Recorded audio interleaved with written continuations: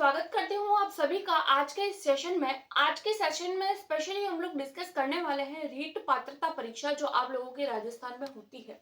काफी समय से चर्चा में रह रही रीट पात्रता परीक्षा 1 से 2 महीने में चर्चा में रह रही है कि इसका नोटिफिकेशन आने के चांसेस है, लेकिन इसको लेकर जो है वो 25 तारीख को एक मीटिंग होने वाली थी और उसमें बोला ऐसा होने वाला था कि हम लोगों को रीट का नोटिफिकेशन के बारे में जानकारी दी जानी थी। लेकिन कुछ कारणों की वजह से 25 तारीख को वो मीटिंग नहीं हुई और उसको डिले करके वो मीटिंग 26 तारीख को करी गई। अब 26 तारीख की जो मीटिंग हुई उसमें क्या चर्चा हुई, कब तक इसका नोटिफिकेशन आ सकता है, इसका एग्जाम कब होगा, आप लोगों की फॉर्म फिलिंग कब की जाएंगी और क्या इस एग्जाम की स्कीम रहती है, उन सारी की सारी बातों में आज की वीडियो में हम लोग डिस्कस करने वाले हैं। सो वीडियो को एंड तक जरूर देखिएगा अगर आप लोग बिगिनर्स हैं और आप लोगों को नहीं पता है कि रीट पात्रता परीक्षा क्या है, और संपूर्ण जानकारी आप लोगों को इस एक कंप्लीट वीडियो में मिलने वाली है। छोटी सी वीडियो होगी लेकिन इसमें आप लोगों के सारे डाउट्स क्लियर हो जाएंगे। स्टार्ट करते हैं हम लोग बिना किसी देरी की वीडियो को। सबसे पहले अगर मैं बात करूं इसके नोटिफिकेशन की, तो देखिए इसका नोटिफिकेशन जो है वो आप लोगों के 1 दिसंबर के बाद से आ सकता है।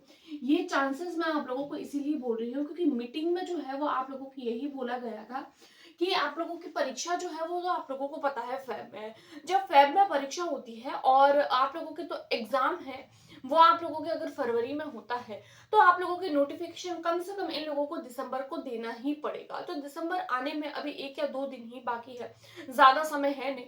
तो नोटिफिकेशन आने के चांसेस आप लोगों को दिसंबर के फर्स्ट वीक में लगभग देखने को मिल सकता है।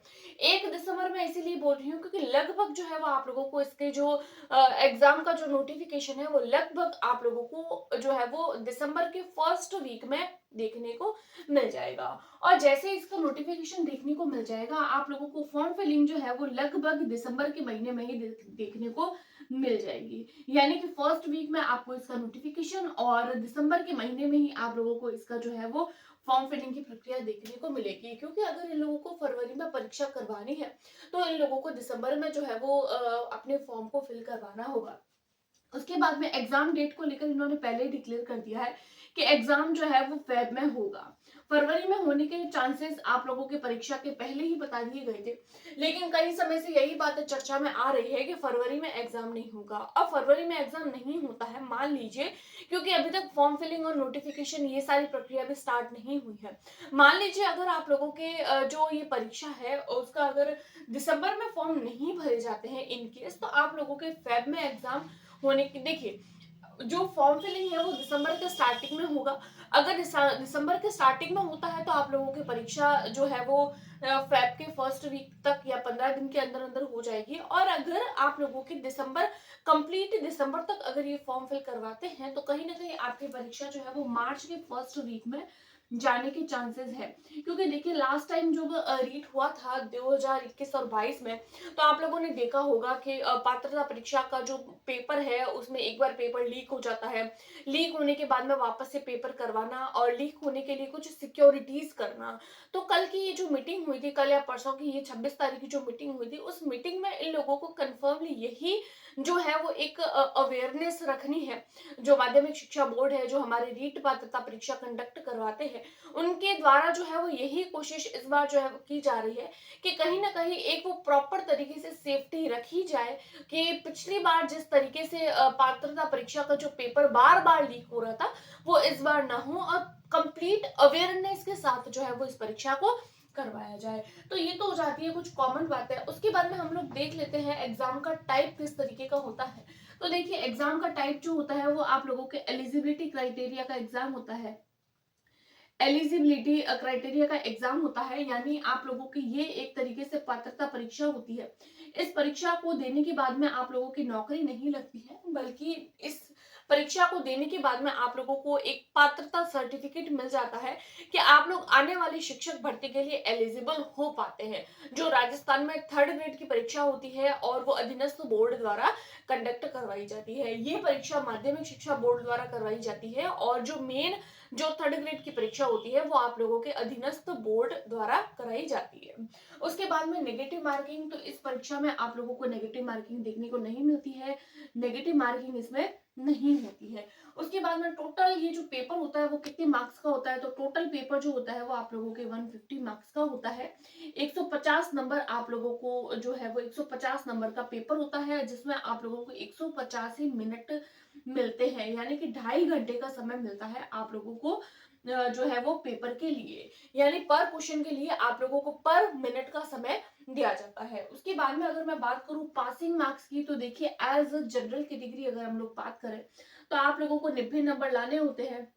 90 मार्क्स वाला जो है वो पास हो पाता है, यानी कि अगर आप लोग 150 में से 90 नंबर ला रहे हैं तो आप लोगों को सर्टिफिकेट मिल जाएगा, आप लोगों को पात्रता परीक्षा जो है वो उसके लिए आप लोग एलिजिबल हो पाते हैं। तो ये कुछ कॉमन जो थी बातें थी। उसके बाद में हम लोग इस एग्जाम की स्कीम को लेकर कुछ बात कर लेते हैं कि इस एग्जाम की स्कीम क्या रहती है।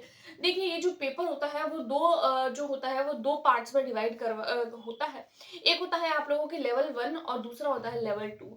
लेवल 1 उन कैंडिडेट के लिए होता है जिन्होंने बीएसटीसी किया हुआ होता है, और लेवल 2 उन कैंडिडेट्स के लिए होता है जिन्होंने बीएससी प्लस बीएड यानी ग्रेजुएशन प्लस साथ ही साथ उन्होंने जो है वो एजुकेशन में डिग्री कर रखी होती है, तो उन कैंडिडेट के लिए लेवल 2 होता है।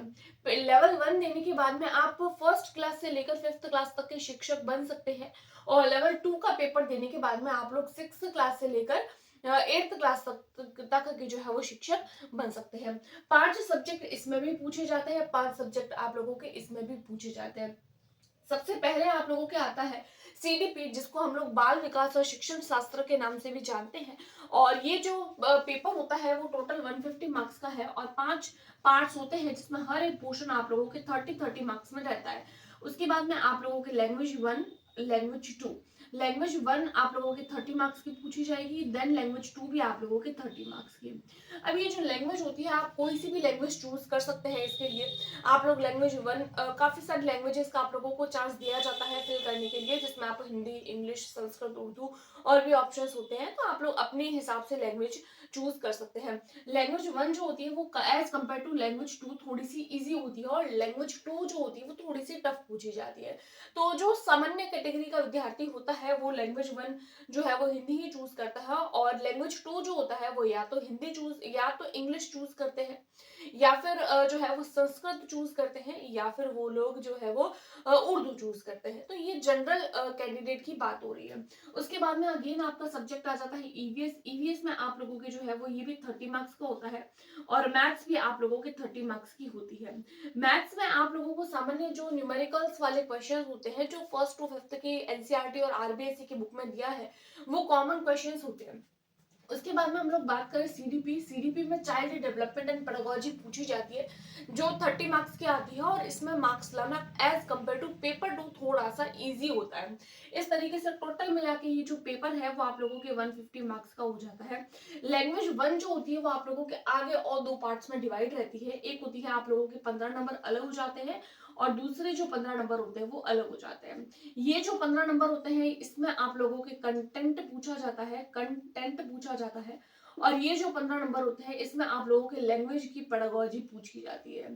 अब पेडागोजी क्या होता है? पेडागोजी में आप लोगों के जो है वो लैंग्वेज की पेडागोजी है, तो लैंग्वेज के रिगार्डिंग क्वेश्चंस पूछे जाते हैं कि बच्चे को लैंग्वेज किस तरीके से पढ़ाया जाता है, किस तरीके से अवेयर रखा जाता है। एज अ टीचर होने के नाते आप बच्चे की लैंग्वेज को बूस्टअप किस तरीके से कर सकते हैं, और कुछ रूल्स है, कुछ ऐसे नियम है, कुछ ऐसी बातें हैं, कुछ ऐसी थ्योरीज है, उसके अलावा वो हम लोगों को पढ़नी होती है। देन लैंग्वेज 2 का भी आप लोगों के सेम पैटर्न रहता है। 15 और 15 मार्क्स रहते हैं, जिसमें एक कंटेंट आता है, एक तो होता है आप लोगों के कंटेंट, और दूसरा आप लोगों के पेडागोजी। कंटेंट जो होता है वो 2 पार्ट्स में डिवाइड रहता है। एक होता है आप लोगों के 7 नंबर का, एक होता है 8 नंबर का। 7 नंबर में और 8 नंबर में दोनों में ही आप लोगों के जो है वो पैसेजेस पूछे जाते हैं। 2 पैसेज आते हैं, और पैसेज के कॉन्टेक्स्ट में आप लोगों को कुछ क्वेश्चंस बनते हैं। देन साथ में आप लोगों को ग्रामर भी पूछी जाती है। हिंदी ग्रामर, यानी कि अगर हिंदी लैंग्वेज चूज की है तो हिंदी ग्रामर, और कोई भी अगर आप लोगों ने लैंग्वेज चूज करी है तो ग्रामर भी इक्वली आप लोगों को पढ़नी होती है, जिसमें कॉमन कॉमन टॉपिक्स जैसे आप लोगों के संज्ञा हो गया, सर्वनाम हो गया, विशेषण हो गया, मुहावरे, लोकोक्ति, विलोम शब्द, पर्यायवाची शब्द, समानार्थी शब्द, वाक्य विचार, शब्द विचार, वर्ण विचार, ये सारे टॉपिक्स आप लोगों के बनते हैं। लैंग्वेज 2 का भी सेम ही पैटर्न रहता है लैंग्वेज 1 की तरह। ईवीएस वाला जो होता है वो भी 2 पार्ट्स में डिवाइड रहता है, एक 20 मार्क्स का एंड दूसरा 10 मार्क्स का। 20 मार्क्स में आप लोगों के अगेन से कंटेंट वाला पार्ट हो जाता है, कंटेंट वाला पार्ट हो जाता है, और दूसरा जो पार्ट होता है वो आप लोगों के अगेन से पेडागोजी वाला होता है। अब यहाँ पर भी पेडागोजी जो होती है वो ईवीएस से रिगार्डिंग होती है, और कंटेंट में आप लोगों के आरबीएसई और एनसीईआरटी की बुक में से क्वेश्चंस बनते हैं, जो जनरली आप लोगों के जो है वो फर्स्ट क्लास से लेकर 5th क्लास तक के लिए मिलती है। और मैथ्स में भी अगेन से ये जो टोटल पार्ट होते हैं वो 20 एंड 10 मार्क्स में डिवाइड रहता है। मैथ्स में अगेन से ये पेडागोजी, और 20 मार्क्स जो होता है वो जिसमें बेसिक न्यूमेरिकल क्वेश्चंस पूछे जाते हैं। उसके बाद में हम लोग बात कर लेते हैं हमारे यहाँ पर जो है वो लेवल 2 की। लेवल 2 के लिए आप लोगों को 6 to 8 की एनसीईआरटी या आरबीएसई की बुक्स को ध्यान में रखते हुए पढ़ाई करनी होती है। सीडीपी अगेन से 30 मार्क्स की यहाँ जैसे बनती है वैसे ही 30 मार्क्स की बनती है। और लैंग्वेज वाला जो पोर्शन होता है वो आप लोगों के अगेन से लेवल 1 की तरह ही होता है। जैसे यहाँ पर लेवल 1 में 30 और 30 मार्क्स, 50 और 50 मार्क्स का कंटेंट पेडागोजी, तो एज यूजुअल लेवल 1 की तरह ही लैंग्वेज 2 आती है। बात आती है मेन आप लोगों के साइंस, मैथ्स और एसएसटी, इस पर हम लोग डिस्कस कर लेते हैं। देखिए, साइंस मैथ्स उन कैंडिडेट को भरना होता है जिन्होंने अपनी ग्रेजुएशन में साइंस सब्जेक्ट ले रखा था, यानी ऐसे कैंडिडेट जिन्होंने बीएससी और बीएड कर रखा है तो वो साइंस और मैथ्स वाला पेपर देते हैं। और ऐसे कैंडिडेट जिनका साइंस से सब्जेक्ट नहीं था, लेकिन उन लोगों के या फिर तो उन्होंने बीकॉम किया है या फिर उन्होंने बीए किया है, अगर उन लोगों ने ये सब्जेक्ट ले रखे थे तो उन लोगों को एसएसटी वाला पेपर देना होता है। ऐसे कैंडिडेट जो साइंस सब्जेक्ट में अपना फॉर्म को फिल कर रहे हैं, तो साइंस में 30 क्वेश्चंस एंड मैथ्स के भी 30 क्वेश्चंस, मैथ्स और साइंस के 30 क्वेश्चन मिला के 60 मार्क्स हो जाते हैं। 30 मार्क्स मिला के 60 मार्क्स। अब उन 30 मार्क्स के अंदर जैसे अगर मैं साइंस की बात करूं तो 30 मार्क्स के अंदर अगेन से ये 20 मार्क्स और 10 मार्क्स, उसी तरीके से मैथ्स में भी ये 30 मार्क्स और जो 30 मार्क्स होते हैं वो 20 और 10 मार्क्स में डिवाइडेड रहते हैं।